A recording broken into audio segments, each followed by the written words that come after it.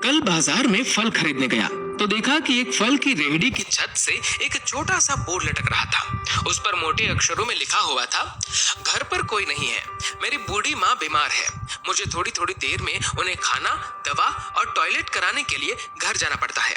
अगर आपको जल्दी है तो अपनी मर्जी से फल तोल ले, रेट साथ ही में लिखे हैं, पैसे कोने पर गत्ते के नीचे रख दे, धन्यवाद। अगर आपके पास पैसे नहीं हो तो आप मेरी तरफ से मुफ्त ले जाना, इजाजत है।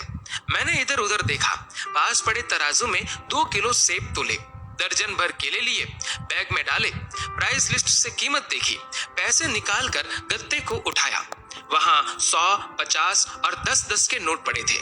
मैंने भी पैसे उसमें रख कर उसे ढक दिया, बैग उठाया और अपने फ्लैट पर लौट आया। रात को खाना खाने के बाद हर रोज की तरह मैं और मेरा भाई टहलने के लिए निकले।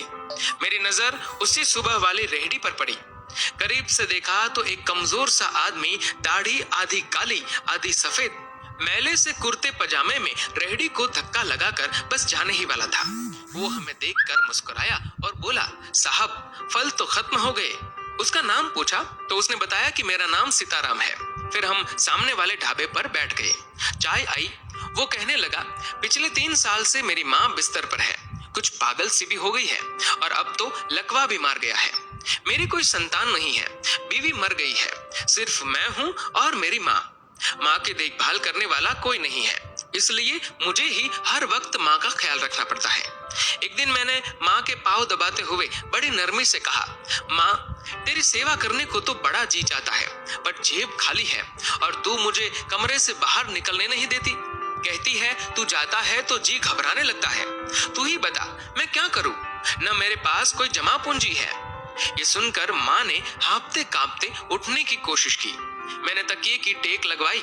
उन्होंने जुर्रियों वाला चेहरा उठाया, अपने कमजोर हाथों को ऊपर उठाया, मन ही मन राम जी की स्तुति की। फिर बोली, तू रेहड़ी वहीं छोड़ाया कर, हमारी किस्मत में जो होगा हमें इसी कमरे में बैठकर मिलेगा। मैंने कहा, माँ क्या बात करती हो, मैं रेहड़ी वहां छोड़ाऊंगा तो कोई चोर उचक्का सब कुछ ले जाएगा। आजकल कौन किसका लिहाज करता है और बिना मालिक के कौन फल खरीदने आएगा। माँ कहने लगी, तू राम का नाम लेने के बाद रेहड़ी को फलों से भरकर छोड़कर आ जाया कर, ज्यादा बकबक मत कर, शाम को खाली रेहड़ी ले आया कर। अगर तेरा 1 भी रुपया गया तो मुझे बोलियो। 2.5 साल हो गए हैं भाई साहब, सुबह रेहड़ी लगा आता हूँ, शाम को ले जाता हूँ। लोग पैसे रख जाते हैं, फल ले जाते हैं, एक थैला भी ऊपर नीचे नहीं होता, बल्कि कुछ तो ज्यादा भी रख जाते हैं। कभी कोई माँ के लिए फूल रख जाता है, कभी कोई और चीज। परसों एक बच्ची पुलाव बनाकर रख गई, साथ में एक पर्ची भी थी जिसमें लिखा था अम्मा के लिए।